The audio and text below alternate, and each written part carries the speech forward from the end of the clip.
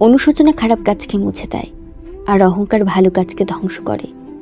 অপরাধ না করেও যখন অপরাধী হয়ে যাবেন, তখন চুপ থাকাই ভালো, কারণ চিৎকার করে কখনো নিজেকে নির্দোষ প্রমাণিত করা যায় না। মাঝে মাঝে অনেক দূরে যেতে হয়, এটা বোঝার জন্য যে কে আসলে কাছের। মিথ্যাবাদীকে কেউ বিশ্বাস করে না, এমনকি সে সত্য বললেও না।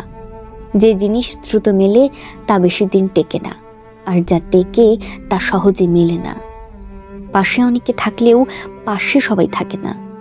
সবাই কথা দিতে পারে, কিন্তু কথা রাখতে পারে না। ভালোবাসি বললেই ভালোবাসা হয় না, মনের মিলও থাকতে হয়। নিজের মূল্য বুঝতে শেখো, না হলে কেউ তোমাকে ব্যবহার করে ছুঁড়ে ফেলে দেবে।